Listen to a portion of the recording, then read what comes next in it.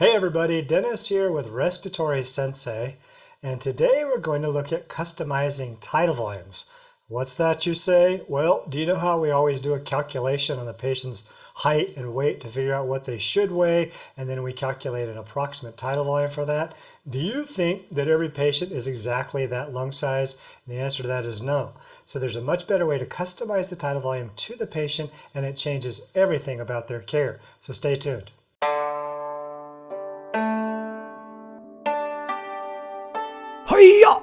All right, the way we're going to customize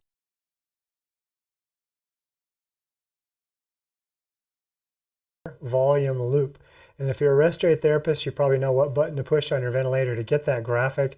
If you're a nurse or working in the critical care setting or a physician, then you may have to go to the respiratory therapist for that particular ventilator just to bring up that graphic. But for sure, they can show you how. Once we have that graphic up, we can look at the shape of that graphic, and then we can manipulate the tidal volume relative to that waveform until we have the perfect tidal volume for the patient. So to do that, we first want to show you by what that loop is supposed to look like and label some parts of it so we know what we're looking at.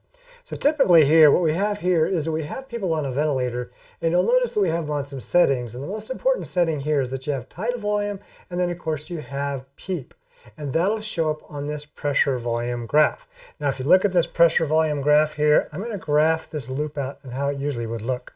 All right, and so I'll do that. Okay, so we'll take this loop here, and it should start off right here at a PEEP of 5, and then it's going to go up like this, and then it's going to come down like this. And so what you'll see here is that you can tell a lot from this thing, and one of the things that you can tell is that if you were to follow this thing down straight from here to this point, you would tell what's the peak pressure. In this case, is showing probably about 32. That's not the most important part right now. And then if you were to go over here, this should line up with the tidal volume, which is coming close of about 700. And so that's what we can see. Now, I want to show you what an abnormal loop looks like. And that looks like this. It starts off at a PEEP of 5, and it comes up. And right about here, a little pressure beat comes on there like there. Remember that the old one didn't look like that. It looked more like just this. It came up and came back down. But this one has a bit of a beak here. And this is pretty important because there's something special you can tell about that beak. All right, and that's right here. There's a very special point. If you don't know, this whole section, this whole beak right here, is an indication that you're actually putting now too much volume inside the patient. And that's called over-distension. But let's pay a special attention to this point right before the over-distension, and that's this point right here. We're going to call this the point of over-distension. And there's something special we can do about that. That is the point at which the lungs are full, and of course any volume that you put in beyond that is really over-expanding the lungs. We actually like that point. We don't necessarily like this whole beak here because we don't want to over-distend the lungs too much. But what we do like is that we have reached the point where we recognize where the lungs are full. And so this right here might be the point of over-distension, but it's really the point at which the lungs are full. And we like to know what point that is. And if we were to follow that point over, what we could do is we could find a volume, and that might be about 675. And that's a good indication of what it takes to fill that patient's lungs. And so that's the basic approach we're going to take. So let's just take a closer look at a few things. All right, so if I come down here, let's take a look at this again. So we just talked about the idea that we could be over-distended and that the patient's lungs may be full. Well, if I were to draw this right here and just regular pressure volume graph, and I were to ask you, are the lungs full? What you should do is look at that and say, I don't know. And the reason why is because you don't see any kind of beak right here. You're actually looking for the beak. Okay, so the best way to learn this is to just handle an actual case study. So let's just pretend like we have this 43-year-old man. He's 5 foot 10 inches tall, weighs 73 kilograms. That's 161 pounds. And of course, the first thing we want to do is try to calculate what we think their tidal volume should be. But remember, what we're after is ultimately a customized tidal volume. But still, we have to start a patient on some tidal volume. And that's what the calculated tidal volume really is good for. And so let's just go through this exercise and do that. Okay, so Predicted body weight formula is something that I cover in another video, and you can check that out. But basically what we're doing is we're looking at the amount of inches that they are over 5 feet. And we're timesing that by 2.3. So we're going to say times 10. And of course, then we're adding that because this is a male, we're going to add that to 50 kilograms. And when we do the math, we get 23 plus 50. Remember, this is a plus right here. And so this patient should weigh about 73 kilograms. I realize that that's shown to me right there in the question. You may wonder, Dennis, why did you calculate that? Because I do need to calculate it just to rule out that they're not overweight. What if they were 100 kilograms? Then that might be obese. And that doesn't mean their lungs are bigger. So the first thing I do is do the calculation just to make sure I know whether they are obese or not. Now in this case, they weigh the perfect amount, but that's not always the case. So I kind of ignore that and just do my own calculation just to confirm what should they weigh. Okay, so once we've done that, then we can calculate their tidal volume. All right, and so let's do that. We want to calculate the tidal volume range. Now, if you don't know, a classic tidal volume range is about 6 to 10 milliliters per kilogram.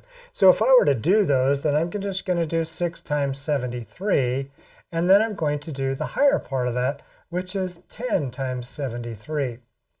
What I'm going to get here is a tidal volume of 730, but on the lower side, I need to do a little bit of math. So 42, 43.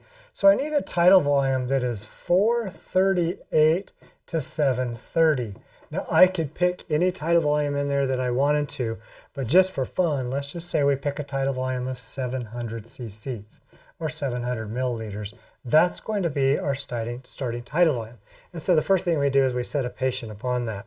All right, now let's advance and see what we do next. All right. Now that we do that, we go to the ventilator, and remember, we have a tidal volume of 700, and we're going to just use a 𝗵𝗶𝗀 so we know where to ground that graph. And so we're going to draw that graph now, and so let's do it. And so just getting this here, we'll go up, start at a 𝗵𝗶𝗀 right here, and then we'll go up and then back down. And then remember, what you should do is look at that graph and say, well, is the patient full? Do they have a completely big tidal volume, specifically their size or their lungs full? And what you should say is, I don't know. And the reason why is because you don't see any overdistension. You don't see the point of overdistension. And so what we're going to do now is we're going to start raising the tidal volume until we see that point. Okay, so let's just do that now. All right, so let's go down here, and we have a bunch of graphs here. And I hope you can see them. We'll kind of zoom in here so you can see all those. There we are. All right, and so remember, we started off at 700. We have 700 here. And remember, it's going to look like this. What we decided, we cannot see a little bird beak on there. We don't see the point of overdistension. And so we can't tell if the lungs are full. So here's what we're going to do. We're going to temporarily stand by the ventilator. We're going to change the tidal volume to something like 720. Now I'm just picking an arbitrary number there. I don't want to go way up there. I'm not going to go to 800, 900. I want to go just a little bit more than what the calculated value should be. And then this happens. Then we get a loop after a couple minutes. It looks like this. And it looks about the same, doesn't it? Only we look at that and we think, are the lungs full now? And you should say, I don't know, because I can't see the point of overdistension. And so that's what we care about. So what are we going to do? We're going to raise the tidal volume just a little bit more. Okay, so we raise the tidal volume to, let's say, 740. And the graph now looks like this. It's a little taller because there's a little more volume. And you ask the question, now are the lungs full? And you should say, I don't know. And so we're just going to keep going. All right, and then you come down here, and finally, let's say we go to 770. We're just going up a little bit, and we come up like this, and finally we get this little bird beak right here. And we realize from that point that we now have full lungs. How much does it take to fill the lungs? Well, I don't know, but just to kind of hone in on here, this point right here is the POD. The POD, which is the point of overdistension, but what we're really talking about, this is the point at which the lungs are full. In fact, we're a little bit past full. And if we wanted to, we could back off on the tidal volume just a little bit and get rid of that little bird beak, but we want to know here, we've proven here that the amount that it takes to fill the lungs is somewhere between 740 and 770. And so you could take a pick. But let's just say we try 750, And finally, what happens is we get our little pressure volume loop. It looks like this. It comes back. And now the beak is gone, but we know we're in the zone of having a full tidal volume. And so that's what we can do to find out what somebody's absolute tidal volume is required for them to fill their lungs. All right, so that's an advantage. Well, the question is, why do we care about having perfect tidal volumes? And I wanted to show you. This is kind of magical. In fact, I worked for a hospital system, the Kindred Hospital System actually, and we received somewhat of a reward, accommodation for the least incidence of ventilator-associated pneumonia. So when I went to the teams, the respiratory teams, to figure out what's happening, the nursing teams, there were a number of things that were happening. Part of it was that they were discontinuing sedation from time to time and letting the patient, jostle around. And they were getting upset, of course, but that keeps people from getting pneumonia. And so, but one of the biggest things that they were doing is they were customizing the tidal volumes. And so when we customize the tidal volume, one thing that happens that's true is, get a different color here, is that we decrease the incidence of ventilator-associated pneumonia. And there's a good reason for that. I want you to consider for a second, if you have an alveoli like this, and air is getting into every part of that area down here, then it could get under some secretions that are trying to develop here. And if it does, then that air is going to push the secretions right back up. But what if you don't have a full tidal volume? What if you haven't maximized your tidal volume to have full lungs? That just means there are some alveoli at the distal parts of your lungs that are not being filled. And those are the ones that are subject to retaining secretions and then ultimately the development of pneumonia. So one advantage of making sure that the lungs are completely full by going up and up on that tidal volume until we get to the point of overdistension, back off if you wish, or some people even like to keep a little bit of overdistension there just to make sure alveoli are all open and even pop open. But if you can do that, then you have a tendency to keep every alveoli and prevent them from developing secretions because air's in them. And if air's in them, then it's really hard for secretions to develop and stay there and colonize in bacterial colonization and cause a problem there. And so it's just a great way to do things. So that's one reason why we do that. Now there's another reason that I want you to know why you're going to do customized tidal volumes.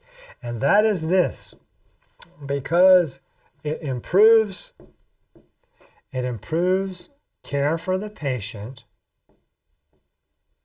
And then a third closer related one is that it improves your relationships with physicians. And so I'm going to tell you about that with the physician. All right, so the thing is if you're a respiratory therapist or a nurse or anybody, you're not allowed to just go changing tidal volumes. That's something that is ordered, and so you're going to have to talk to the doctor. So you're going to go to the doctor and you can say, hey, I did a quick little custom tidal volume study, and I know you ordered 700 cc's, but the perfect tidal volume was 742. I don't know what that number will be, but it might be some weird number like that. And the doctor's going to say, what are you talking about? And then you need to take them back to the graphs, show them what happened. And now every doctor is a little bit different. Doctor might not care and might just say, well, just stick to my orders. But even if they say that, when you're walking away, I promise they're staring at you because you've just taken it to a deeper level. Now, I've done this a few times, and I've talked to doctors and told them that I've done this. And when they asked me what I was doing, they became very intrigued. And so they did that. And they started ordering customized tidal volumes, which made our department look a little funny because there was no such order. So keep in mind this, if you get a doctor that loves the idea that you're customizing tidal volumes, especially if you're in the respiratory therapy department, and you want to do that, you can't have your doctors simply write an order, hey, do the customized tidal volume study, because that probably has to be added to your policy and procedure. And as a person from former hospital administration, I know that the policies and procedures of the hospital are important. But you can do that as a respiratory department, especially. You can say, we have a new procedure called customizing of tidal volume, and then the physician can ask you to do that. They can write that in the orders, you can do it, and then they can adjust the tidal volume and have a massive decrease in ventilator-associated pneumonia. Okay, I just want to tell you a quick story of something that I did really quickly. All right, I want to take you back to this graph that we did as we started raising tidal volumes. And so I had this anesthesiologist that brought a patient back to ICU after surgery, and he ordered some volume. We're just going to say 700. I did the customized tidal volume study, and I went to him and said, hey, you know, I did a study really quickly, and 750 turned out to be the best. He says, what are you talking about with the study?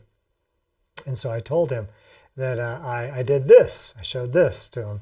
And he said, oh, that's pretty cool. Now here's what I want to show you. So hold on for just a minute. I'm going to erase all this. I'm going to show you something different. Okay, so here we are with starting over again. I'm with the anesthesiologist, and I did have him change the tidal volume to 750. I don't remember what the real tidal volume was for that patient, but we'll just say it was 750. And I like to keep a little bit of a bird beak, a little bit of overdistension. And the reason why is because that point of overdistension, that point at which the lungs are full, it's also the pressure that it takes to pop alveoli open.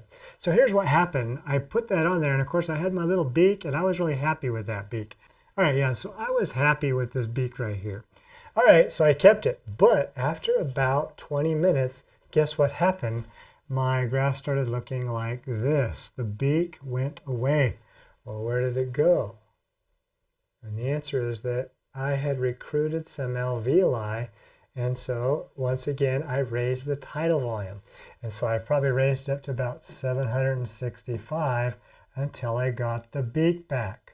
And then I was happy again.